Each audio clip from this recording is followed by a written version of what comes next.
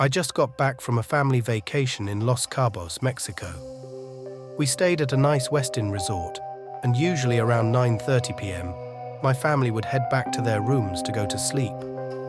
Naturally, as a 25-year-old, I wanted to stay up and party or go drinking at bars, but my older brother was working remotely and wouldn't go out with me. After the family went to bed, I went out to a bar around the corner from my hotel and ended up befriending the locals there, and a 29-year-old guy from San Diego named Luke, who was there for a wedding. We started hanging out every night after my family went to sleep, and on the third night of the trip, Luke asked if I wanted to meet him in downtown Los Cabos with his friends. I really wanted to, but I was at an important dinner with the family that went on later than usual. I ended up staying home that night.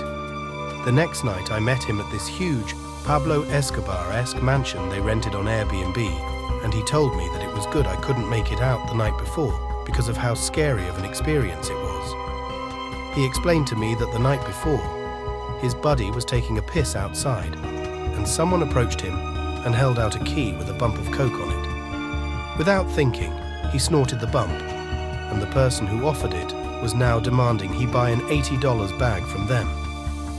He was drunk and refused, while getting pretty aggressive towards them. Things went from bad to worse, as the Mexican who offered the bump started following their group from bar to bar for the next 3 hours, taking pictures of them. He called his friends, and there were now a group of them following behind and claiming to be affiliated with the cartel. They warned that if Luke's buddy didn't pay them, they were going to call their boss. Luke eventually went over and tried to smooth things over. They told him his friend had stolen from them, and it was going to cost him his life if someone didn't pay up. The cartel member also pulled his shirt up, revealing a 9mm pistol in his waistband. Luke did the right thing and remained calm while offering to take them to an ATM and pay out of pocket $160 US so they could all be left alone. The cartel members gave him an empty coke bag and abruptly left. Even after him doing all this for his friend's safety, his friend denied any responsibility or wrongdoing, and even had the audacity to blame Luke for trying to help by getting involved. He also didn't offer Luke a single dollar. After this event happened, Luke got robbed again in the same night, with a girl who ripped his $200 gold necklace right off his neck. His friend was cool to me, but sounded like a real asshole after Luke explained this to me. Poor dude was just trying to be a good friend and was met with no gratitude, only to be robbed again. Needless to say, I am very happy I didn't make it out to meet them that night. I also think things could have gotten a lot worse for them had he not offered the cartel members money. Be careful out there and never accept free drugs from a stranger on the street in Mexico, or really anywhere. It always comes with a price. My name's Natalia, but people call me Tally, and I'm a 20-year-old language student from Leicester, currently doing my year abroad in Bordeaux in the south or France. I haven't made too many friends here. I'm not too much of a party girl like my big sister, but the friends I have, I hold dear to me. I won't bore you too much with the details of my life here. But so far, after the first few months, nothing too eventful has happened, besides a couple of run-ins with some local troublemakers. But other than that, I've had a really nice time. The food here is lovely, the city is beautiful, and the weather is a lot nicer than back home. British people making jokes about the weather back home again, haha. A couple of weeks ago, we took a trip around the south to my friend Clément's hometown Jaune. There are lots of beautiful little villages scattered around this part of the countryside, which are very peaceful, calm, and the people are pleasant. This is not an area that tourists typically visit. You find that the locals are often bemused to find a foreign person in this part of the country. Not too far from Jaune, there is a slightly larger village called Eugénie-le-Bon. I may sound like a broken record here, but this is another very stunning part of the country that probably not many people know about besides the locals.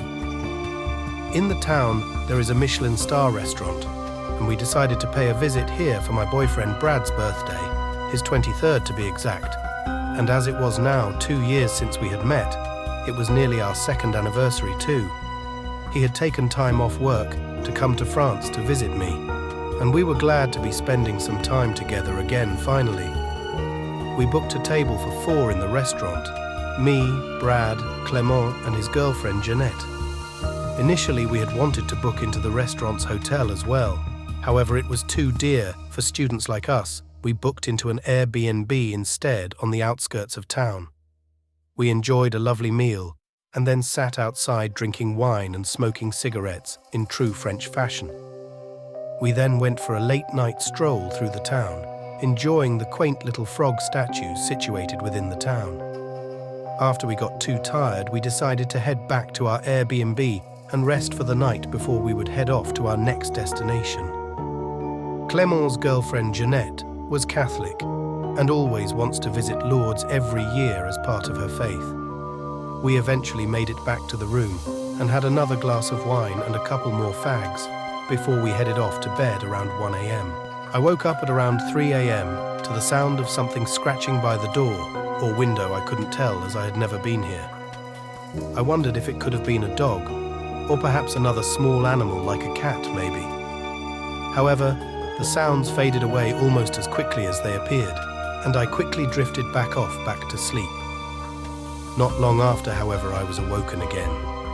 Not because of any sound from outside this time, but because Brad had gotten up for the bathroom. I lay back down on the pillow and closed my eyes, but then a sudden sense of dread filled me up. I don't know how, but I had a feeling that somebody was watching me. I looked around the room, with only the moonlight bringing in just enough light to see. I looked over to the window, which should have been closed via the shutter, but again with Brad not being used to the life around here had forgotten to lock it. I could see it slowly being pulled open by a hand outside, its silhouette lit by the moonlight, attempting to open the window while holding something that I couldn't quite make out. I then heard what sounded like an old-fashioned camera shutter closing repeatedly. I hadn't heard one of these in many years, not since my grandfather would take family photos of us. But as I've heard this so many times before, it was unmistakable to me what the sound was. What felt like an eternity passed by before I could bring myself to open my mouth and yell out to Brad. The person at the window quickly began to climb down, and whilst briefly in the moonlight, I caught a clear glimpse of a very distinctive ring on the left hand. I didn't get a long look at it, but it did appear to be wooden, with a distinct marking on one side. Seconds later, the assailant was gone. Brad rushed outside to try and see who it was, but all he saw was an empty street and could hear the sound of footsteps becoming more and more distant. We didn't sleep a wink the rest of the night. Neither of us dared to. We checked out of the room as early as we could, once there was sunlight. Clement and Jeanette went to get the car, while me and Brad returned the keys to the lockbox. I messaged the host about what happened, and, whilst he seemed sympathetic, he said he wouldn't be taking any action against what happened. A few days have passed, and we still have no idea who tried to break in. Brad thinks it was the host, as they weren't too apologetic. However, Clement says it's because they're rich snobs and don't care about foreigners. So we'll likely never figure out who it was. The creepiest thing for me is that some perv has a photo of me lying nude in bed, and I have absolutely no idea who has it and whether or not it might end up online somewhere. I, 25F, have recently moved to a new city, which is something a lot of people from my home city are doing. Thus, there's a specific group on Telegram for people from my home city to find housemates, rental buddies. Ben reached out to me after I posted my expectations, must be a 2B2B condo, budget, etc., in the group, saying he is interested. He said he want to meet up first. I figured it's a good idea to meet a few times before going house hunting together, so we set up a lunch meeting.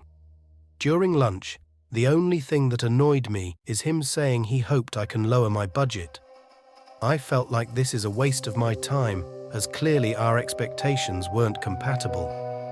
However, things went weird after our lunch.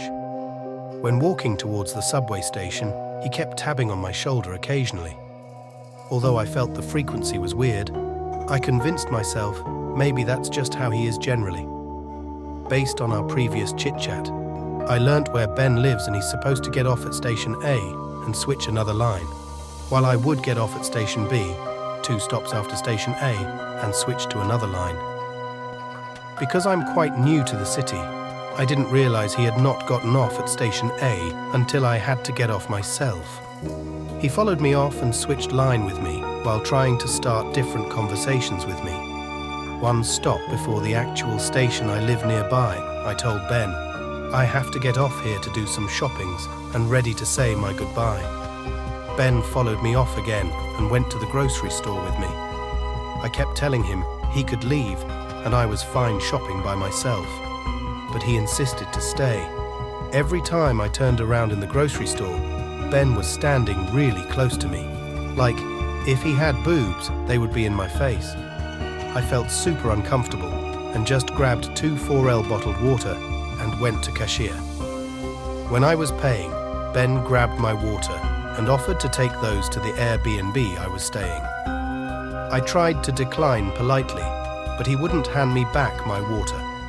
I didn't want to have body touch with him, so I didn't try to take the water back with force and kinda let him take those water to my Airbnb. My bad, I know. Ben made his way into the common area of my Airbnb. It's a shared house type. I didn't even invite him in.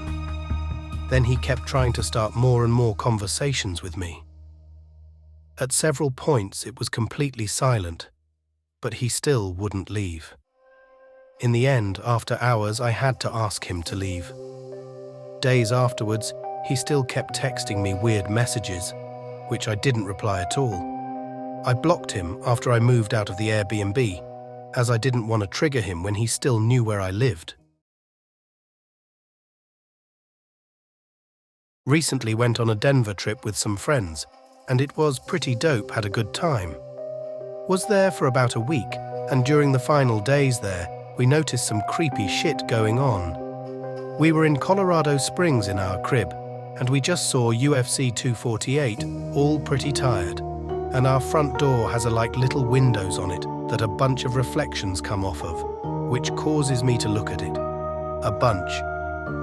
That Saturday night, we were all on the sofa half asleep, and like usual, I saw a reflection off the front door, and I felt like I saw someone looking in.